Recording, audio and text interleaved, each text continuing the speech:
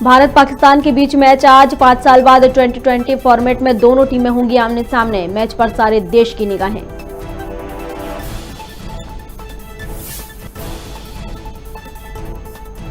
बच्ची की चाहत में दंपति ने दी 2 कॉल गर्ल की नरबली। बलि देते समय तांत्रिक था वीडियो कॉल पर। बलि से पहले महिलाओं के साथ कुकर्म करने की भी पुष्टि।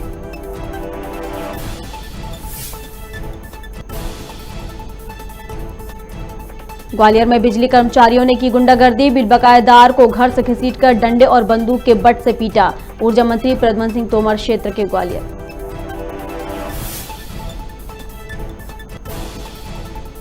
रैगांव विधानसभा में कमलनाथ की सभा में बनाया गया आचार संहिता का मजाक। बच्चे, महिला और बुजुर्गों को गाड़ी में भरकर लाया गया सभा स्थल।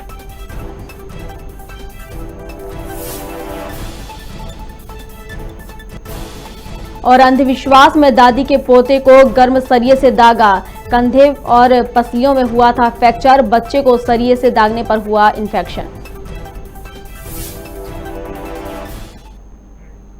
नमस्कार, खबर भारत देख रहे हैं आप। मैं हूं आपके साथ प्रियंका। चलिए बढ़ते हैं खबरों की ओर।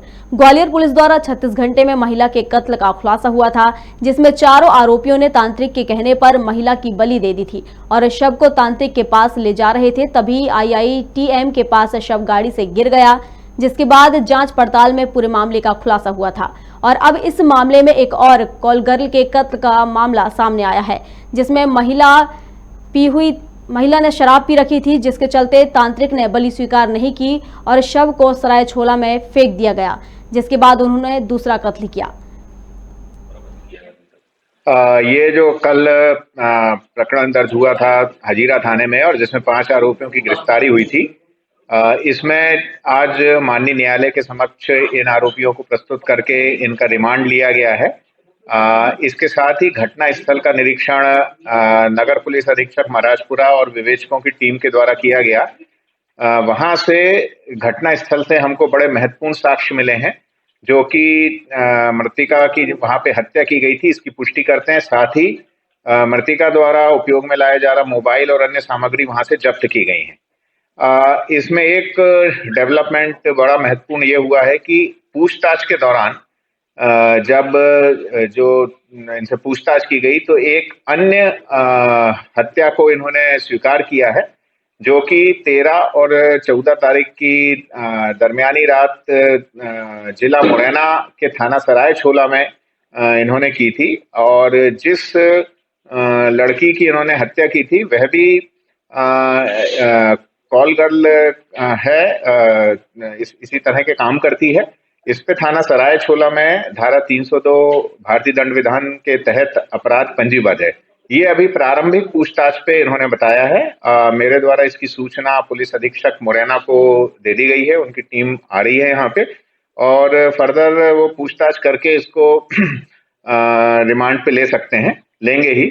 और इस प्रकार ये जो टीम है ये आरोपियों की, एक मर्डर यहाँ पर हुआ है ग्वालियर में और एक दूसरी कॉल गर्ल की हत्या ग्वालियर से मुरैना ले जाकर की गई। सर, इसमें क्या लगा कि आखिर दूसरी हत्या क्यों करी? और इस पर अधिक जानकारी के लिए हमारे सहयोगी ग्वालियर से हेमंत सेन हमारे साथ जुड़ गए हैं। हेमंत, तंत्र मंत्र के चलते कल एक महिला की कॉल गर्ल की हत्या कर दी गई थी और आज इसी मामले में एक और बड़ा खुलासा हुआ है कि एक और कॉल गर्ल की हत्या की गई है। क्या है पूरा अपडेट? जी बिल्कुल, मैं आपको बताना चाहूंगा कि जो तंत्र मंत्र के चलते जो हत्या हुई थी 21 तारीख के दरमियान जो शव मिला हुआ था, जब उससे पूछताछ की गई तो इसमें 4 आरोपियों को और एक तांत्रिक को गिरफ्तार कर लिया गया था। इसी के चलते इसमें एक नई कड़ी का खुलासा हुआ है। जी, इसमें 10 दिन पहले 10 तारीख के आसपास एक हत्या और की गई थी सराय छोला थाना अंतर्गत, जिसकी कनेक्टिविटी इसी पूरे तंत्र मंत्र से मिल रही है। और इसके द्वारा पता चल रहा है कि इन तंत्र मंत्र के द्वारा इन्होंने एक नहीं 2 हत्याएं की हैं, जिसमें इसका पूरा माध्यम से यही है कि इन्होंने जो पहली महिला की हत्या की थी, इस महिला की हत्या इस वजह से इन्होंने दोबारा करनी पड़ी क्योंकि तांत्रिक ने ये बोला कि ये महिला ने शराब पी रखी है और इसकी वजह से इसकी बलि नहीं मानी जाएगी और इस वजह से उन्होंने दोबारा इस वारदात को अंजाम दिया। जी, तो क्या और भी ऐसे खुलासे हुए हैं कि तंत्र मंत्र को लेकर और भी हत्याएं की गई हैं? अभी तो ये दूसरा मामला जो सामने आया है, इससे पहले भी कोई? जी जी मैडम, मुख्य वजह सिर्फ यही आ रही है कि तांत्रिक द्वारा इन दंपत्ति से ये केस तो एक ही बार किया गया है, लेकिन दंपत्ति जी। द्वारा ही इस तरह से जो हत्या की गई है वो तांत्रिक ने कितनी बार करवाई है, कितने लोगों से करवाई है। पुलिस प्रशासन इस समय इन बातों पे ध्यान डाल रहा है कि जी। इस हत्या का खुलासा तो हो जी गया, हेमंत, जो आपका के दरमियान हुई थी। आपका बहुत शुक्रिया हमारे साथ जुड़ने के लिए। और इसी खबर पर अधिक जानकारी के लिए एसपी अमित शांगी ग्वालियर से हमारे साथ जुड़ गए हैं। सर, इस मामले में एक और खुलासा हुआ है जहां पर कॉल गर्ल की हत्या की गई है, क्या कहना चाहेंगे आप इस मामले पर? नहीं, इसमें ये जो प्रकरण ग्वालियर में दर्ज हुआ है, इसमें जी। ऑलरेडी 5 जो एक्यूज हैं वो अरेस्ट हो चुके हैं। 21 तारीख की सुबह जो बॉडी मिली थी। इसके अलावा आप ये जो दूसरा कल खुलासा हुआ है इसके बारे में जानना चाह रहे हैं? हेलो। जी जी सर। नहीं, ये जो 21 तारीख को यहाँ बॉडी मिली थी वो तंत्र मंत्र के लिए और संतान प्राप्ति के लिए किया गया था, और उसमें जो तांत्रिक समेत जो 4 लोग थे वो चारों अरेस्ट हो गए हैं। और पूछताछ पे ये एक और हत्या करना बता रहे हैं, वो हमारे जिले की नहीं है, मुरैना जिले की है, तो वहाँ खबर कर दी है और उस पे उनकी टीम आके इन्वेस्टिगेशन करेगी आगे। जी सर, देखिए जैसे कि कॉल गर्ल को बुलाया जा रहा है, उनकी बलि दी जा रही है, तो उससे साफ तौर पर साबित होता है कि ग्वालियर में देह व्यापार चल रहा है। तो इसको लेकर क्या कार्रवाई की जा रही है प्रशासन की तरफ से? नहीं, इस पे समय समय पे हमारी कार्रवाइयाँ होती रहती हैं, काफी कार्रवाइयाँ हुई हैं, और ये जो प्रकरण है ये भी बहुत जल्दी खुल गया है और इससे भी लोग निश्चित तौर से जागरूक होंगे। जी जी सर, आपका बहुत शुक्रिया हमारे साथ जुड़ने के लिए। हम आपको बता रहे थे जहां ग्वालियर पुलिस द्वारा 36 घंटे में महिला के कत्ल का खुलासा हुआ है, जिसमें चारों आरोपियों ने तांत्रिक के कहने पर महिला की बलि दी थी और शव को तांत्रिक के पास ले जा रहे थे, तभी IITM के पास शव गाड़ी से गिर गया, जिसके बाद जांच पड़ताल के बाद इस पूरा मामले का खुलासा हुआ।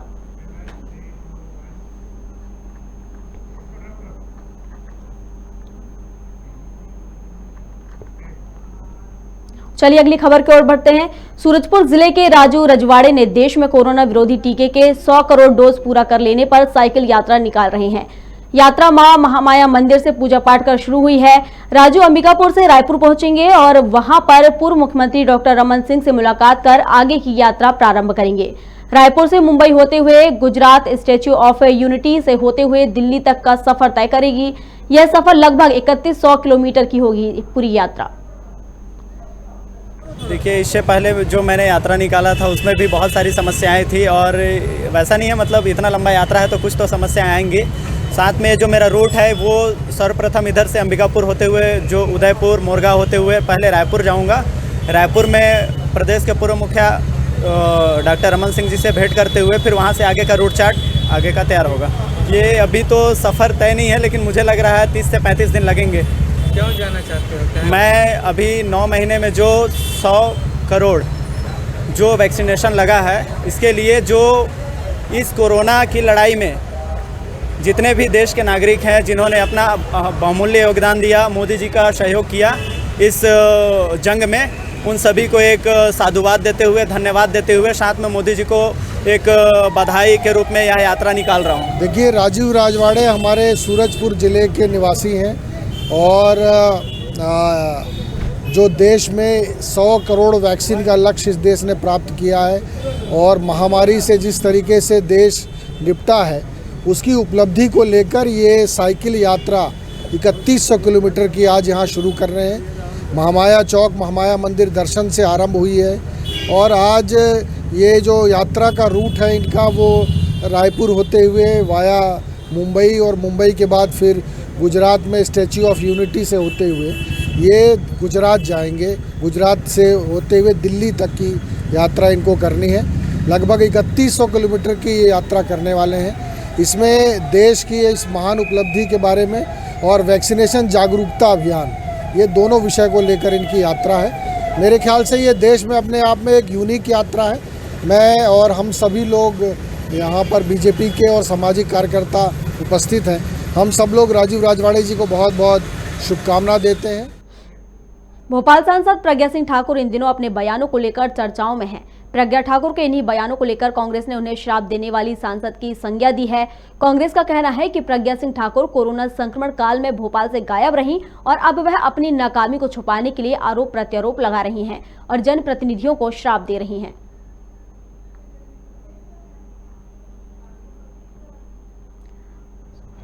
देखिए ऐसा है कि सांसद प्रज्ञा ठाकुर अपने आप को साध्वी कहती है और साध्वी का एक जो भाव होता है उसके मन में लोगों के प्रति सद्भावना होना चाहिए। एक सद्भावना के साथ साथ सभी के लिए प्रेम की भावना होना चाहिए। और लेकिन साध्वी यहाँ पर जो प्रज्ञा ठाकुर है इस समय देखने में आ रहा है कि इस तरह से बयानबाजी कर रही है भगवा चोला ओढ़कर। उन्होंने मानवता के लिए जो बोला, मानवता हम जानते हैं कि हमारे देश की एक प्रथम नदी है जिसकी कि पूरे विधान से परिक्रमा की जाती है। दूसरा, मानवता जी है एक ऐसी नदी जिसके ऊपर पूरा पुराण बना हुआ है, नर्मदा पुराण के नाम से।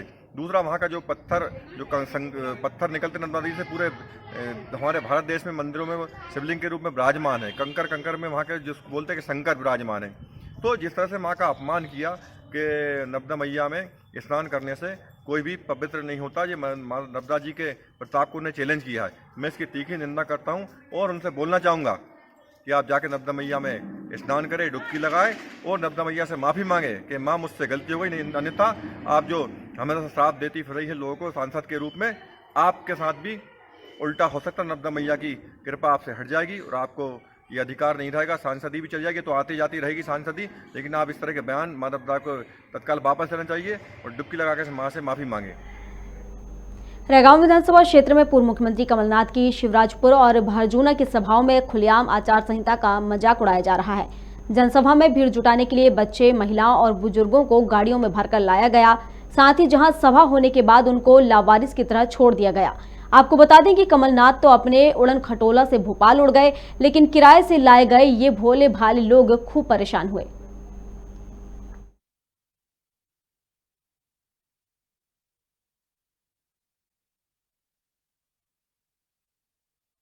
अम्मा कहाँ से आई हो?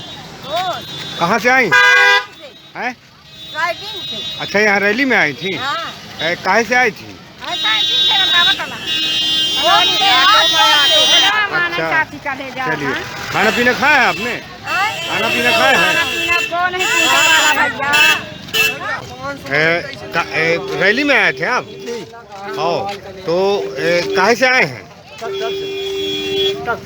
ट्रैक्टर में। खाना पीना खाया है आपने? कौन लाया है? अरे खाना पीना खाया है? खाना पीना खाए हैं? नहीं खाए खाना। नगरपालिका परिषद बैरसिया के दैनिक वेतनभोगी एवं स्थायी कर्मी कर्मचारी ने 3 सूत्रीय मांगों के निराकरण को लेकर नगर प्रशासन एवं एसडीएम राजीव नंदन श्रीवास्तव को ज्ञापन सौंपा है। कर्मचारियों की मांगे है कि सितंबर 2016 तक का नियमितीकरण किए गए कर्मचारियों का ईपीएफ खाते में जमा किया जाए। सफाई शाखा एवं जल शाखा में कार्यरत दैनिक वेतनभोगी श्रमिकों को शासन निर्देश के परिप्रेक्ष्य में साप्ताहिक अवकाश का लाभ प्रदान किया जाए। समस्त दैनिक वेतनभोगी एवं स्थायी कर्मी कर्मचारियों को नियमित रूप से प्रत्येक माह ईपीएफ निकाय स्तर के खाते में जमा किया जाए।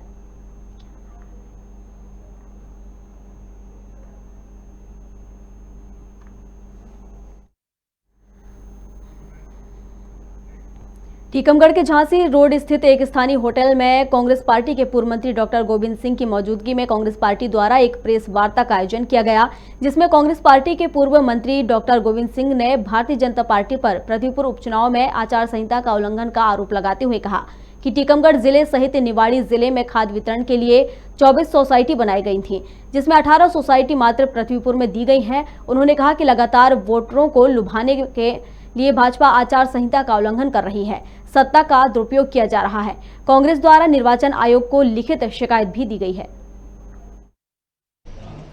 मुझे आज प्रमाण सहित मैं आपको अवगत करा रहा हूँ। भारी पैमाने पर 2 से 2.5 हजार ट्रांसफार्मर छतरपुर सेंटर से, सेंट्रल स्टोर है, सेंट्रल स्टोर पन्ना टीकमगढ़ छतरपुर जिले का, वहाँ से लिखित आदेश जारी करके नियम विपरीत पृथ्वीपुर क्षेत्र में भारतीय जनता पार्टी के नेता और अधिकारी जाके उनके निर्देश पर लगा रहे हैं, जबकि नियम है कि 30% बकाया जमा होने पर ही ट्रांसफर बदले जाएंगे। जो प्रमाण के रूप में कह रहा हूँ, हमारे मोहनगढ़ क्षेत्र का नामदेव नाम का एक हमारा मित्र है, नामदेव सरने में उसके लड़के को आगे शराब के प्रकरण में परसों रात को बंद कर दिया। एक भदौरिया है, कार्यकर्ता कांग्रेस के जो हमारे मंडल में काम देख रहे थे उनको उठा के बंद कर दिया। रात को 1 बजे बंद करते हैं,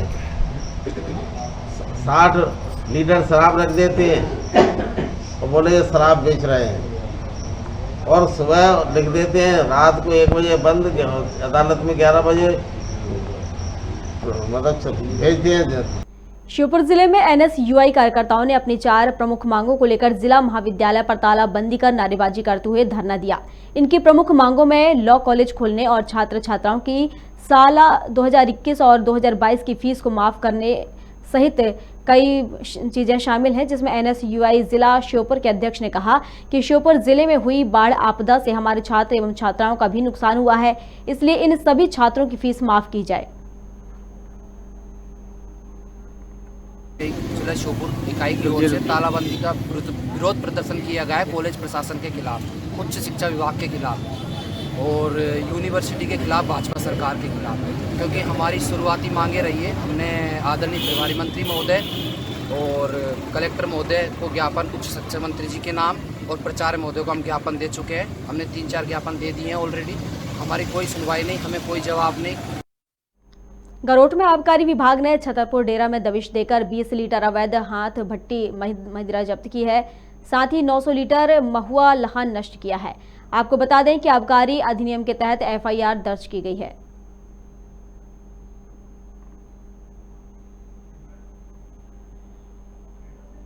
राजधानी भोपाल के chamber of commerce and industry के चुनाव हाई कोर्ट के आदेश के बाद एक बार फिर सुर्खियों में आ गए हैं।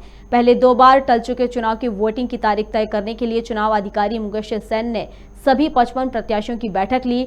चुनाव अधिकारी ने हंगामा होने की आशंका के चलते समीक्षा की है। साथ ही सदस्यों की सहमति से 14 नवंबर को वोटिंग की तारीख रखी गई है।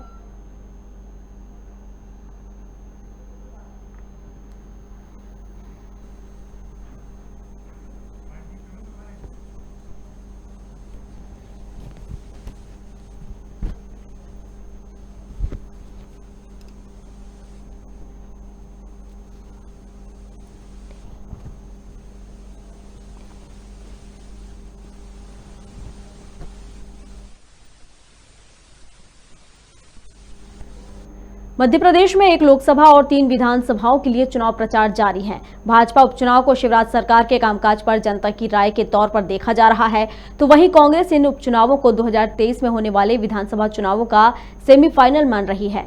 लिहाजा चुनावी दंगल में दोनों ही पार्टियां पूरी ताकत झोंक रही हैं। वहीं तीनों विधानसभाओं में प्रचार के दौरान अलग अलग मुद्दे हावी हैं। देखिए ये खास रिपोर्ट।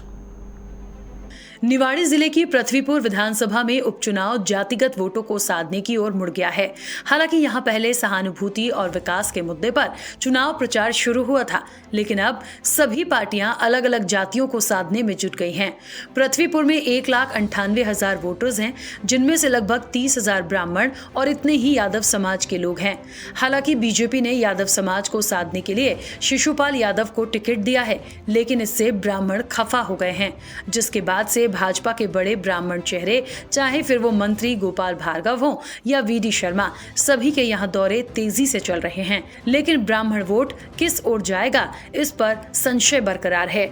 दूसरी तरफ कांग्रेस ने बृजेंद्र सिंह राठौर के बेटे नितेंद्र सिंह राठौर को टिकट दिया है, जिससे कहीं न कहीं कांग्रेस जनता के सामने नितेंद्र में बृजेंद्र का अक्स दिखाकर सहानुभूति वोट बटोरने की कोशिश में लगी है। जनता का आशीर्वाद और समर्थन भारतीय जनता पार्टी के साथ मोदी जी के प्रति विश्वास है और यहाँ भी जन कल्याणकारी योजना और विकास जो भारतीय जनता पार्टी ने किया है, उसी के कारण भारतीय जनता पार्टी को जन समर्थन मिला और हम जीते। इस बेटी को आशीर्वाद देना है। आने वाली 30 तारीख को कमल की बटन दबाकर इस बेटी को आशीर्वाद दीजिए और ये जवाब उनके लिए मुंह तोड़ जवाब होगा। सतना की रैगांव सीट पर पिछली बार भाजपा के जुगल किशोर बागरी ने जीत हासिल की थी, लेकिन इस उपचुनाव में भारतीय जनता पार्टी की जीत की राह आसान नहीं लग रही, क्योंकि इस बार यहां दिवंगत जुगल किशोर के बड़े भाई के घर की बेटी को प्रतिमा बागरी को भाजपा ने टिकट दिया है, जिससे पूर्व विधायक के दोनों बेटे खफा हो गए हैं।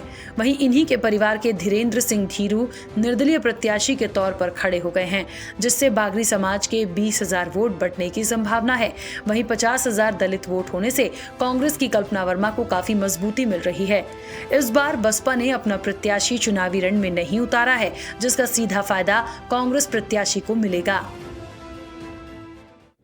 इस चुनाव से कोई गवर्नमेंट बननी नहीं है, कोई गवर्नमेंट गिरनी नहीं है, पर आप ये संदेश दे सकते हैं कि रैगांव और सतना जिले के लोग सीधे साधे हैं, सरल स्वभाव है, गरीब है, पर बेवकूफ नहीं है, मूर्ख नहीं है।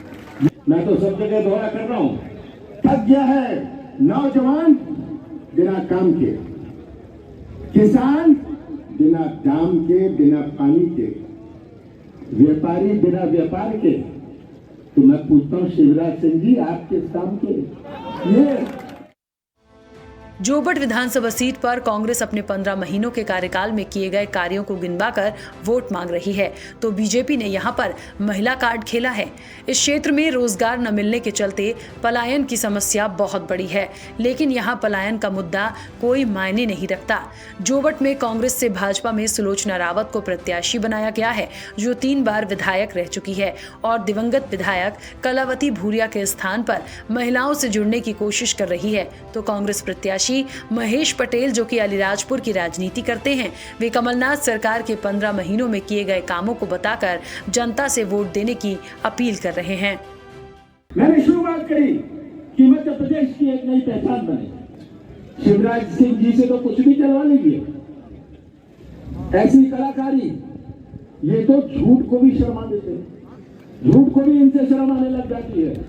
ये शिवराज सिंह जी, मैं तो शिवराज सिंह जी कहते कमलनाथ जवाब दे, 15 महीने का जवाब मैं देने को तैयार हूँ। शिवराज जी खड़े हो जाइए, वहां किसी मंच पर खड़े हो जाइए, मैं आपको जवाब देता हूँ अपने 15 महीनों का। आप इन नौजवानों का, इन किसानों को भी आप जवाब दे दीजिए, आप हिसाब दीजिए। आपके वायदे, आपकी घोषणाएं, आपकी कलाकारी से ये प्रदेश थक गया है।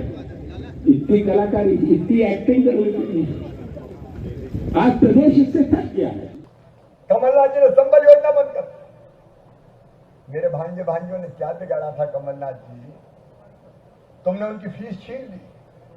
मेरी बहनें बड़ी संख्या में यहाँ बैठी है।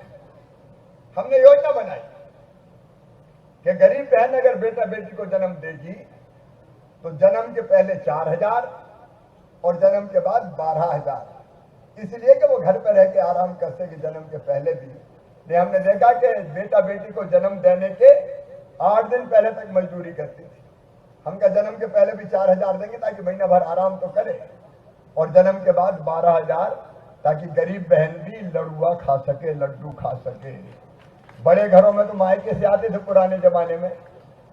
हम भैया मुख्यमंत्री तो हमका गरीब बहनों को भी लड़ुआ का पैसा देता। मध्य प्रदेश उपचुनाव में जनता की मूलभूत सुविधाएं और जनता से जुड़े मुद्दे नदारद नजर आ रहे हैं। बीजेपी और कांग्रेस दोनों ही दल जातिगत समीकरण और सहानुभूति कार्ड के साथ महिला कार्ड के सहारे चुनावी बेतरनी को पार करना चाहते हैं। ब्यूरो रिपोर्ट, खबर भारत, भोपाल। भारतीय जनता पार्टी के जिला उपाध्यक्ष राहुल गौतम का विवादित ऑडियो वायरल हुआ है। ऑडियो में भाजपा के जिला उपाध्यक्ष राहुल गौतम विधानसभा अध्यक्ष का नाम लेकर टोल प्लाजा के मैनेजर से अभद्र भाषा में बातचीत करते हुए सुनाई दे रहे हैं। साथ ही जिला उपाध्यक्ष टोल प्लाजा के मैनेजर को गिरफ्तार करने की बात भी कह रहे हैं। बता दें कि बीजेपी जिला उपाध्यक्ष राहुल गौतम मध्य प्रदेश विधानसभा अध्यक्ष गिरीश गौतम के पुत्र हैं। हेलो, हाँ जी मिश्रा जी, बात करिए राहुल भैया से, स्पीकर साहब के भैया से। हाँ। अरे भैया प्रणाम। हम लोग उसको पुनीत अग्रवाल को लगाओ टेलीफोन, इसको गिरफ्तार करके इसको बर्खास्त करो। तू मेरी गाड़ी का रजिस्ट्रेशन दे। सर हम लोग कोई नहीं थे। तू मेरी मम्मी से बात करेगा और तू ये रजिस्ट्रेशन की कॉपी कहकर कहेगा कि हूटर नहीं बजाना है। अरे सर हाथ जोड़ के गिरफ्तार करो इसको, इसको टेलीफोन लगाओ, भेजो इसको, इसको गिरफ्तार करके मेरे उराहट ले आओ, इसको मैं सजा दूंगा। अरे भैया हम लोगों को तू नियम कानून सर हम लोग तो हम विधानसभा नहीं थे। अध्यक्ष अरे नहीं सर, मैं नहीं था। तू था? नहीं तू सर, था, तेरे बैरियल के लड़के थे। नहीं था सर। हाँ, अरे जो कहना हो कहिए भैया, मैं नहीं था। तो मेन मैनेजर तो तू है, लेकिन आज मैं नहीं था भैया। हाथ जोड़ के निवेदन है, गिरफ्तार करो अगर इसको। कोई भी इसको गलती गिरफ्तार हो करो। तो मैं माफ। पुलिस को भेजो, अभी भेजो उनको, सारे स्टाफ को गिरफ्तार करो। खबर भारत में खबरों का सिलसिला जारी है। आप बने रहिए हमारे साथ और देखते रहिए खबर भारत। नमस्कार।